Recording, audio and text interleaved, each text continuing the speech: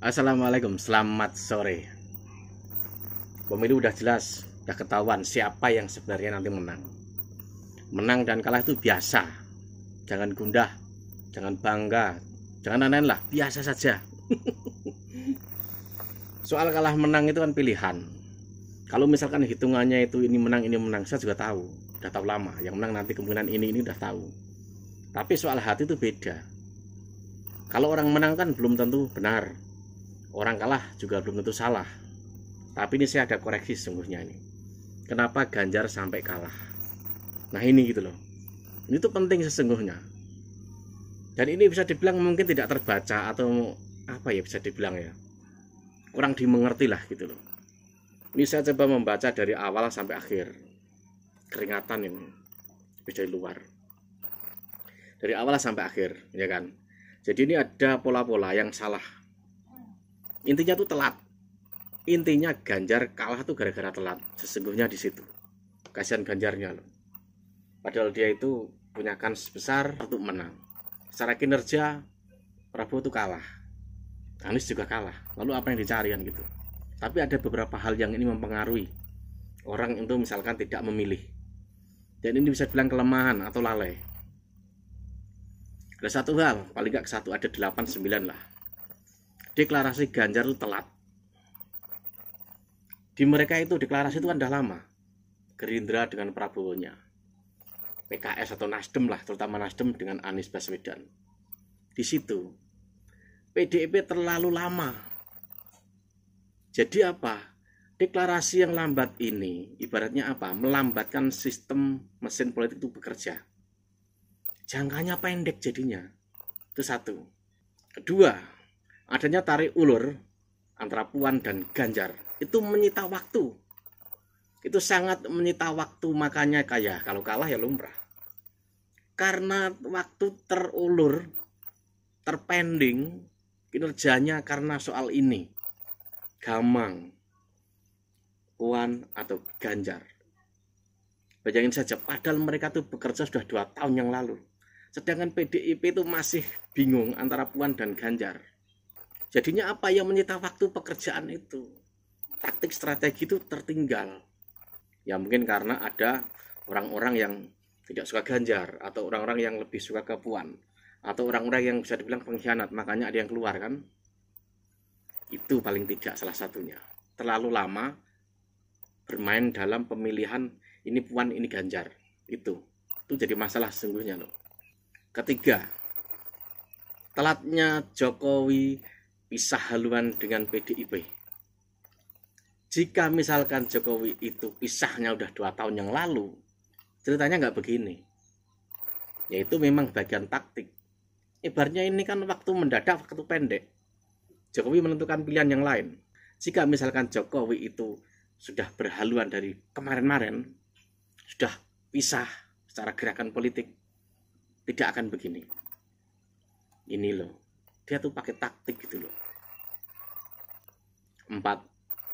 Mesin politik PDIP bekerja full itu nggak lama. Deklarasi Ganjar dengan Mahfud itu kapan? Waktunya dengan sekarang itu berapa lama? Pendek gitu loh, pendek. Bahkan dari kemarin itu, ya kan, masih ada pemberitaan misalkan Bambang Pacul kesannya agak gimana, yang ini agak gimana. Itu mengurangi nilai apa? Kekompakan. Akhirnya apa? Mesin politik bekerja full setelah waktu benar-benar dekat. Akhirnya ya bolak-balik telat. 5. Stigma memecah belah PDIP. Stigma menjelekkan PDIP Megawati itu sudah 2 tahun yang lalu. Tapi PDIP tidak buru-buru melenyapkan isu ini.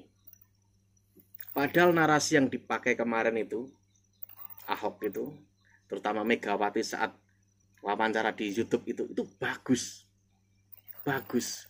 Tapi bolak-balik telat. Kenapa nggak dari 2 tahun yang lalu itu dimunculkan? Telat bolak-balik. Orang ini memakan berita, orang itu menyerap berita, itu kan perlu waktu. Apalagi di sana udah bekerja lama.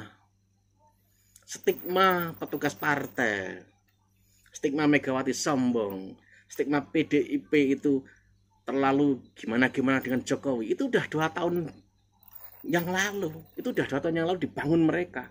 Tetapi PDIP tidak pernah ibaratnya mengkonter dengan keras atau melenyapkan. Padahal narasi yang dipakai seperti Megawati kemarin itu, saya juga petugas partai, itu bagus. Tapi kenapa munculnya belakangan? 1 minggu lah paling enggak sebelum pemiluan, ya telat lah. Orang banyak yang nggak tahu berita itu, orang nggak banyak nonton berita itu. Kenapa nggak dari dulu? Bolak balik telat. Bahkan munculnya Ahok itu juga telat. Kenapa nggak setahun 2 tahun yang lalu? Harusnya jika Jokowi ini lawan politiknya Megawati yang sekarang, harusnya Ahok udah muncul dari kemarin. Tapi bolak-balik itu tadi, Jokowi melepas atau pindah dari PDIP, berseberangan dengan Megawati, waktunya mepet. Itu taktik loh, itu jebakan. Karena Jokowi jika pisah dari 2 tahun yang lalu, maka dia akan hancur namanya. Untuk menghajar personanya orang itu perlu waktu. Perlu waktu. Jokowi itu udah 10 tahun, 9 tahunan loh berkuasa. Jadi itu harus perlu waktu setahun 2 tahun. Kalau Ahok itu muncul, lalu dia membuka hal-hal yang bisa dibilang menyerang Jokowi, waktunya pendek. Jadi ibaratnya peluru ini nggak nyampe gitu loh. Padahal bagus orang untuk menyerap, untuk memutar otaknya, untuk membersihkan otaknya dari hal-hal yang kemarin-kemarin itu perlu waktu. Menghadapi soal gemoy saja, PDIP nggak tahu kenapa nggak pasang ini ya Ganjar itu Superman atau apa gitu loh. Itu digembar-gemburkan atau sesuatu apa gitu, kenapa nggak ada? Dulu Jokowi Jaya itu pakai apa? Superman atau apa itu, ya kan? Cobalah misalkan saat itu Ganjar tuh pakai apa gitu, tokoh-tokoh atau apa atau siapa itu kan banyak. Itu nggak ada gitu loh. Kan ada orang juga yang berkata, saya pilih Prabowo karena gemoy. Ini otaknya nih. Padahal ini politik, bukan lucu-lucuan, bukan sesuatu yang menghibur. Kalau menghibur mending ya percel kan gitu. Harusnya itu bisa diantisipasi. Kenapa juga tidak ada ikon tokoh siapa itu Ganjar diapain atau Mahfud MD itu untuk suruh apa gitu. Kenapa nggak ada? Dimunculkan kata gemoy itu saja seperti apa, menutup sesuatu yang selama ini jadi stigmanya Prabowo. Orang banyak terkecoh gitu loh. PDIP lemah dalam pasukan cyber. PDIP terlalu apa ya? Di sana ada seperti pasar-pasar bayaran tuh ada Denny Siregar, ada Armando. Tapi mereka juga sama. Mereka pecah itu kan juga nggak lama. Sedangkan PDIP tidak punya pasar tersendiri untuk menggiring opini, untuk mengcounter opini, bahkan untuk mengcounter soal petugas partai saja dibiarkan segitu lamanya. Akhirnya orang tercuci otaknya. Ada orang yang berbicara, saya nggak mau Ganjar lah karena Ibu Megawati alasannya. Saya nggak mau Ganjar lah karena dia petugas partai.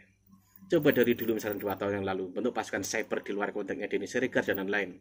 Denny Siregar walaupun tetap bela PDIP, tapi telat. Sangat-sangat telat. Makanya sebagian buzzer juga ke sana kan, dibeli lah gitu loh. Jangan percaya dengan buzzer-buzzer yang bisa bilang terikat dengan sang penguasa. Karena apa? Buzzer-buzzer ini dulu itu kan sebenarnya hanya membela Jokowi saja, tidak PDIP, tidak. Lalu sebagian akhirnya ikut PDIP karena mereka lebih mengedepankan nurani. Tapi karena waktu yang pendek itu, memberi orang itu input atau narasi, pemahaman itu perlu waktu. Tidak bisa waktu sependek itu. Makanya lebih baik PDIP untuk ke depan punya cyber tersendiri, khusus tersendiri. PDIP mengulang lagi kekalahan seperti eranya Ki Hasyim Muzadi dengan Megawati. Sama, dulu siapa lawannya? SBY toh? Ini juga siapa lawannya? Mengulang lagi gitu loh. Harusnya jika kemarin itu mampu memupuskan pesonanya Jokowi, itu bisa menang. Misalkan mampu memupus soal petugas partai lah, soal Megawati tidak sambung dan sebagainya, itu bisa menang. Tetapi bolak-balik terbentur waktu yang pendek dan permainan di sana. Jadi PDIP itu seperti terbentur oleh waktu, terbentur oleh mereka. Seperti Jokowi itu diharapkan sebagai apa kan jagoannya. Ternyata mendekati hari H, Jokowi beda haluan. Ini pukulan telak gitu loh, pukulan telak. Ya karena itu nggak mau pisah sejak lama. Kalau bisa sejak lama, taktik, senjata, amunisi ini akan banyak. Maka Ganjar kemungkinan menang. Bolak-balik karena apa? Telat. Udah itu aja, telat, nggak ada yang lain.